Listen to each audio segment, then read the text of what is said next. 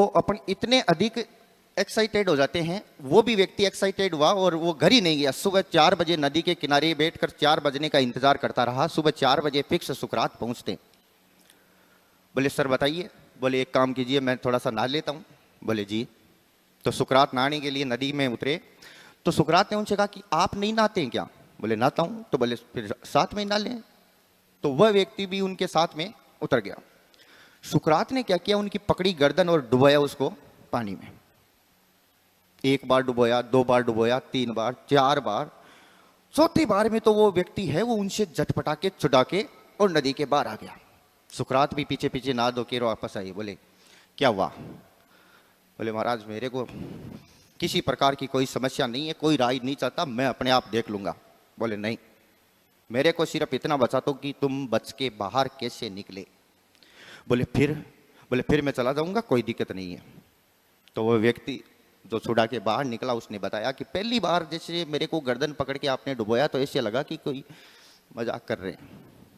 दूसरी बार में मैंने सोचा ये क्या हुआ, दोबारा एक बार मजाक होती है, दोबारा थोड़ी होती है। तीसरी बार में मैंने सोचा मामला सीरियस है।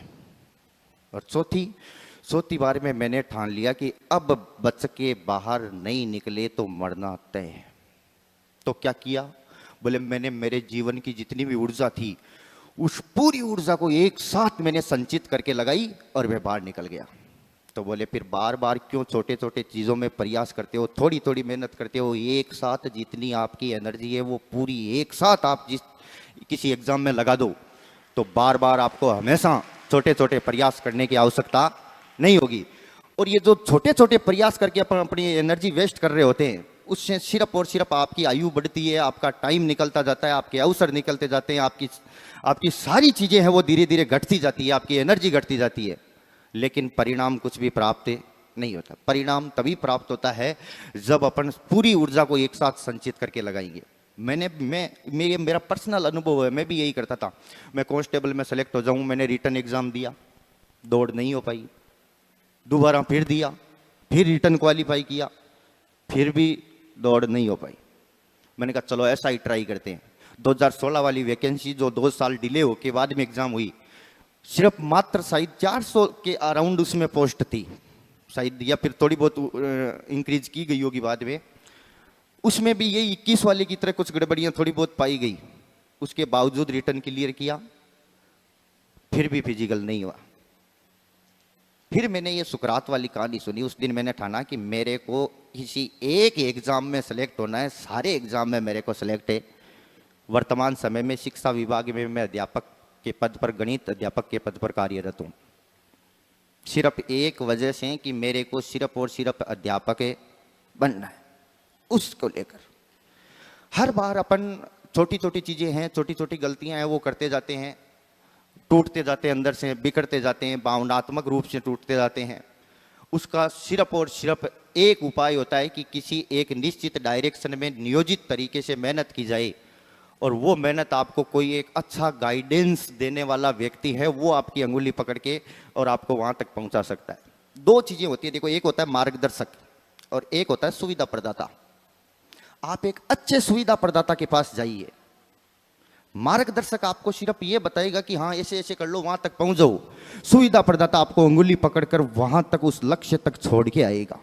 और मैं मानता हूं कि इस पीएसआई के फर्स्ट पेपर के लिए आपको सर से अच्छा कोई सुविधा प्रदाता नहीं मिल सकता जो आपको हर जगह, हर स्टेप पे आपको अंगुली पकड़ के ऊपर तक चढ़ाने का एक अच्छा मादा रखते हैं। मैं इन सर से सिर्फ एक बात से सबसे अधिक प्रभावशाली, और वो ने सबसे पहली बात कही कि व्यक्ति सिर्फ मेहनत में विश्वास करता है। शॉर्टकट होता ही नहीं है, शॉर्टकट जिंदगी नहीं है, जिंदगी को भी जीना पड़ता है। जैसे आप पड़ाव पार करते जाओगे वैसे वैसे आपको उन अकॉर्डिंग आयु स्टेज के अनुसार आपको अपना व्यवहार प्रदर्शित करना होता है। एक बच्चा सीधा कभी भी बूढ़ा नहीं हो सकता, बीच में उसके युवावस्था आएगी, जवानी आएगी, उसके बाद आगे वो स्टेज आएगी। इसलिए कभी भी इनके स्टेप्स छोड़ छोड़ के अपन आगे नहीं बढ़ सकते। एक मैं आपसे छोटी सी और बातें कर लूँ। मैं आपसे कुछ जानना चाहता हूँ कि एग्जाम में बैठते समय कौन कौन ऐसे कायर लोग हैं जिनको डर लगता है? एग्जाम में बैठते समय कोई है? कौन इतने बहादुर लोग हैं जिनको कोई फर्क नहीं पड़ता कि लाओ? है? बिल्कुल। अब एक मैं छोटी सी बात बताता हूं आपको। सिर्फ एग्जाम में बैठते समय दो प्रकार के लोगों को डर नहीं लगता है। पहला तो वो जिसने महात्मा बुद्ध से ऊपर की शक्तियां प्राप्त कर ली, यह लौकिक और इस पृथ्वी पर मानव मनुष्य होने के गुण हैं, उनसे वो बहुत ऊपर उठ चुका, उसके बाद उस पर कोई प्रभाव नहीं पड़ता है। और दूसरा वो जिसने अक्सर ही नहीं पढ़ा होता कि ला मैं बताऊं इस पेपर को मेरे को दे, अभी भर देता हूं मैं घोड़े। हर एक व्यक्ति को एग्जाम में डर लगेगा जिसने भयंकर मेहनत की है। अब सिलेक्शन उसका होता है जो प्रारंभिक 10 मिनट में इस भय को पार पा लेता है। इसके कुछ रूल्स होते हैं। मैं आज भी जैसे एग्जाम में निरीक्षक के तौर पर ड्यूटी लगती है तो मैं सबको ऑब्जर्व करता हूं कि कैसे कैसे प्रकार की प्रतिक्रियाएं आती है और उनके बाद में मैं उनको किस प्रकार से बच्चा डील कर सकता है उसके बाद में मैं सोचता हूं। तो मैं देखता हूं जिसके भी ये भय 10 मिनट से अधिक प्रबल रह गया, चाहे कितनी भी भयंकर आपकी तैयारी है, वो फिर धीरे धीरे आपको डाउन ले जाएगी। इसलिए अपने आप को इतना अधिक भावनात्मक और मनोवैज्ञानिक रूप से तैयार करना है कि उस 10 मिनट के समय में अपने भय को पार पा लें। और उसका सबसे अच्छा श्रेष्ठ तरीका होता है कि सबसे पहले ओएमआर शीट भरते समय एक भी गलती नहीं करें। ओएमआर शीट में की गई एक छोटी सी त्रुटि आपके पूरे पेपर को बिगाड़ती है। और मैं हर बार बच्चों से जब भी रूबरू होता हूं तो मैं पूछता हूं कि पिछले एग्जाम में आपने कितने गोले गलत वाले। और एक सबसे बड़ी दिक्कत, और पेपर वहां पड़ा रहता है, ओएमआर शीट यहां पड़ी रहती है, ऊपर से देख के 82 में 3, बाद में पता चलता है 81 वाला ऑप्शन दिख गया। एक क्वेश्चन की गलती करने का तात्पर्य सीधा सा है कि आप 700 से 800 स्टूडेंट से पीछे जा रहे हो, सीधा सा। अभी L2 जो 2023 की शिक्षक भर्ती थी उसका रिवाइज्ड रिजल्ट आया 1.5 साल बाद में, मात्र 1.5 नंबर के ऊपर लगभग 600 कैंडिडेट है। सोचो कि अपने द्वारा की गई एक छोटी सी त्रुटि है वो अपने को कितना पीछे धकेल सकती है। इसलिए अपने आप को कॉन्फिडेंट बनाने के लिए ओएमआर शीट पर इतना अभ्यास करें कि सिंगल त्रुटि आपको नहीं करनी है। और ये कसम खा लेनी है कि एक भी गोला गलत नहीं भरूंगा, और वो नहीं भरूंगा कि पेपर में सही टिक लगा रखा है लेकिन ओएमआर शीट भरते समय गलती कर दी। क्यों? क्योंकि बाद में ये अपने को एक ऐसा अवसर उपलब्ध करवाता है कि जिस दिन पीडीएफ आती है, रिजल्ट आता है, उसमें ऐसा आता है काश ये एक गलत नहीं भरा होता। 2 जगह काश नहीं बोलना है। एक तो ये मानवीय त्रुटियां, अभ्यास इनका सबसे बड़ा उपाय होता है। जितना अधिक अभ्यास करोगे उतनी चीजें आप धीरे धीरे परफेक्ट होते जाओगे। और दूसरा, मेहनत के संदर्भ में कभी भी आपके माइंड में नहीं आना चाहिए कि काश थोड़ा सा और कर लेता, काश मैं 2500 वाले कोर्स की जगह 13,500 वाले ले लेता। ये काश जिंदगी में जिस दिन जितने बहाने हैं ना उनको लिख के कमरे में चिपका के सबके ऊपर एक लाल पेन से लाइन खींच दो कि ये बहाने मेरे को एग्जाम के जिस दिन रिजल्ट आई वो नहीं बताना है। उस दिन समझ लेना कि आपकी सफलता तय। और अगर आपके मन में है कि मैं बाद में ये देख लूंगा, देखो विकल्प जिंदगी में व्यक्ति को कमजोर बनाता है। आपके मन में है कि ऐसा ही नहीं बनूंगा तो कांस्टेबल बन जाऊंगा, कांस्टेबल नहीं बनूंगा तो 4th ग्रेड तो आ ही रही है, ये व्यक्ति को पंगु बनाते हैं। इसलिए विकल्प जिंदगी में एक ही बनना है, ऐसा ही बनना है और इसी वैकेंसी में बनना है। ये ठान लेना है कि इसके बाद आगामी भविष्य में कभी भी राजस्थान पुलिस के अंदर एसआई की भर्ती आएगी नहीं। समझ लेना लास्ट है। अगर इतने विकल्प समाप्त कर देते हो तो उसके बाद में जिंदगी में आपको खोने के लिए कुछ नहीं बचा है। बाकी बाद में देखेंगे, सफलता है सफलता बाद में निर्धारित होगी, लेकिन पहले यह निर्धारित करना होगा कि इसके बाद कोई भी भर्ती नहीं। इतना मनोवैज्ञानिक रूप से स्वयं को तैयार करके आपको एग्जाम हॉल में बैठना है।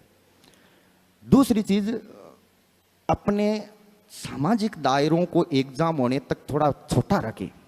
जिस भी तैयारी करने वाले अभ्यर्थी को मैं कई बार देखता हूं 3 से 4 फोन से अगर पूरे दिन में आपके फोन आ रहे हैं, इसका मतलब फिर आप अपने कर्तव्य के प्रति कर्तव्यनिष्ठ नहीं हो, डिस्ट्रैक्ट हो रहे हो। मेरे आज भी 4-5 से फोन ज्यादा नहीं आते हैं, उनमें भी 1-2 तो स्कूल से रिलेटेड आते हैं। अपने आप को शुरुआती तौर पर इतना छोटी छोटी चीजों में संकीर्ण अपने आप को बनाइए। दायरा दुनिया का बहुत बड़ा है और जितना अधिक अपने आप को विस्तारित करोगे दुनिया में उतना डिस्ट्रैक्ट करने वाली चीजें अपने आप को मिलेगी। सर ने कहा था कि एक शटर वाली दुकान में बैठकर मैंने तैयारी की जिसमें खिड़की नहीं थी, कारण उन्होंने अपने दायरे को एक बिल्कुल छोटे रूप में, सामाजिक दायरों को छोटे रूप में रखा। जितने दोस्ती कम रखोगे एग्जाम तक उतनी आपके लिए सबसे बढ़िया बातें।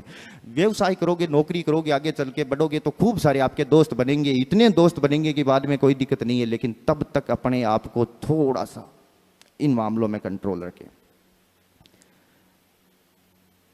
पाकिस्तान में एक उर्दू के बहुत बड़े, हालांकि हिंदुस्तानी थे, बाद में भारत विभाजन हुआ तो वो पाकिस्तान जाना नहीं चाहते थे, घर वाले चले गए, शराबी आदमी हुआ करते थे तो घर वाले घसीट के 1956 में उनको ज़बरदस्ती पाकिस्तान ले गए। नाम हुआ करता था जॉन एलिया। उन्होंने आपके लिए एक शेर लिखा था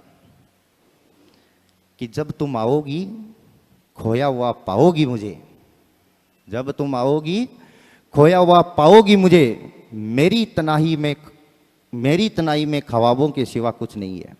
जब तुम आओगी खोया हुआ पाओगी मुझे, मेरी तनाई में ख्वाबों के सिवा कुछ नहीं है। तुम चाहती हो मेरा कमरा सजाना, मेरे कमरे में किताबों के सिवा कुछ नहीं है। जिस दिन इस स्टेज पर पहुंच गए उस दिन ध्यान रखना कि आपके लिए सारी चीजें आपके पीछे होगी और आप दुनिया में सबसे आगे, सफलताएं आपके पीछे दौड़ेगी। सरकार आपको ज्वाइनिंग लेटर भेजेगी कि आओ, और आपकी एसआई के लिए आपका प्रशिक्षण है वो प्रारंभ होने जा रहा है। और उस दिन ध्यान रखना जो सुकून मिलेगा ना उसको आप सिर्फ अनुभव कर सकते हैं, बता नहीं सकते। 2 दिन तो आपको लगेगा कि मैं सही हूं, मैं थानादार जी बन गया, 2-3 दिन तक अंदर से रहेगी। और जिस दिन ट्रेनिंग में भी जाओगी ना तो 2-3 दिन तक आपको लगेगा कि यार मैं सच में हूं या मैं ख्वाब देख रहा हूं। ऐसे कई बार 15 से बाहर निकलोगे। अच्छा मेरा हो गया, मैं भी स्कूल गया था, जो रजिस्टर में जब मैंने साइन किए तो 2-3 दिन तक मैं कई बार सोचता था कि यार मैं सच में मैं हूं, है ना। फिर मैं खड़ा होकर सोचता था कि देख आज मैं स्कूल में हूं। और सिलेक्शन होने के बाद लगता है कि यार कितना आसान है। इसका एक छोटा सा कारण होता है कि जब अपन पहाड़ चढ़ जाते हैं तो उसके बाद पहाड़ की ऊंचाई अपने को बहुत छोटी लगने लगती है, लेकिन नीचे खड़े होकर जब जड़ों में खड़े होकर चोटी देखते हैं तब लगता है कि यार बहुत टेढ़ा काम है। एक छोटा सा एक पहाड़ी थी, उस पहाड़ी के तलहटी में एक तालाब था और तालाब में मेंढक रहते थे। रात को 9 बजे मीटिंग हुई मेंढकों की कि सुबह उठकर जल्दी इस पहाड़ की चोटी को फतेह करना है, इसलिए जल्दी जल्दी जाकर सो जाइए। सब सो गए। सुबह 5 बजे सब तैयार होकर आते हैं। उनका सरदार बोलता है कि इस पहाड़ की चोटी पर चढ़ना है। बोले ओके। बोले सूर्योदय से पहले चढ़ना है। बोले ओके। और सब पहाड़ की चोटी पर चढ़ने के लिए प्रारंभ हुए। कोई 100 फीट चढ़ा, कोई 200 फीट चढ़ा, 400 फीट चढ़े, 500 फीट चढ़े। चढ़ते चढ़ते थकते गए, रुकते गए, थकते गए, रुकते गए। एक मेंढक था वो चढ़ ही रहा था लगातार। पीछे से बहुत सारे लोग, उस मेंढकों ने आवाज लगाई कि देख ये इतना बलशाली, रोज जिम जाता है, ये भी नहीं चढ़ पा रहा है, रुक जा रुक जा, ऊपर खतरा है, नहीं जाना है तेरे को, रुक जा। पीछे से खूब आवाजें आती रही, लेकिन वो चलता रहा। पहाड़ की चोटी पर चढ़कर देखा तो पीछे कोई नहीं था। बाद में पता चला वो मेंढक बह रहा था। उसने पीछे से किसी सिंगल आदमी की आवाज नहीं सुनी। तुमको भी कहने वाले मिलेंगे, तू थानादार बनेगा, थानादार, 2 स्टार थानादार। और आप सोचते यार शायद मैं ये कह रहा, इसका मतलब नहीं बन सकता। नहीं, उसके कहने से आप अपनी चीजों को व्यवस्थित नहीं कर सकते। आप अपने अनुसार चीजों को व्यवस्थित कीजिए। जब अपने एक शर्ट खरीदने जाते हैं या पैंट खरीदने जाते हैं, जूते खरीदने जाते हैं, तो किसी दूसरे की साइज के जूते नहीं पहनते, अपन किसी दूसरे की साइज की पैंट नहीं पहनते। आप कहो कि सर आप एक काम करो, 38 कमर की पैंट पहन लो। जब मेरे को 32 की आती है तो मैं 32 की लेके आता हूं। मैं आपके कहने से कभी 38 कमर की पैंट नहीं लाऊंगा। और अगर ले आया तो जो है उससे इतनी अव्यवस्था हो जाएगी कि या तो मैं उसको पकड़ के बैठा रहूं, और अगर मैं चलना चाहूंगा तो भी उस पैंट को पहन के नहीं चल सकता। इसलिए दूसरे के द्वारा दी गई अप्रत्याशित सलाहों को मानकर कभी भी आप इस बात के लिए अपने आप की जिंदगी को नहीं झोंकना। जब 500 रुपए की शर्ट के लिए आप अपने खुद के फैसले लेते हैं तो फिर पूरी जिंदगी के लिए आप किसी दूसरे के फैसलों पर कभी भी विश्वास नहीं करना। दूसरा कौन होता है आपकी जिंदगी का फैसला लेने वाला? अपन खुद हैं। याद करो वो दिन जब 60 साल की उम्र में रिटायर हो गए, और उस दिन जब 8वां वेतन आयोग लगेगा ना, तो इतनी अप्रत्याशित रूप से आपकी वेतन वृद्धि होगी। मैं कई बार बोलता हूं, मैं स्टूडेंट से कई बार मिलता हूं, मैं पूछता हूं तो वो बताते सर मेरे माता पिता का सपना मैं पूरा करना चाहता हूं, है ना, मेरे माता पिता है उनकी मैं सारी इच्छाएं पूरी करना चाहता हूं। मैंने कहा पहले खुद की कर।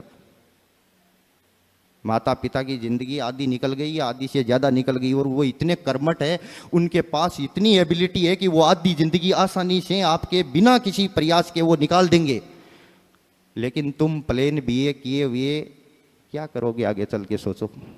आज भी अपन किसी के पास जाते हैं कि मेरे को नौकरी दे दो, पूछता है क्या किया हुआ है, बोले बीए, बोले कौन सी, बोले प्लेन।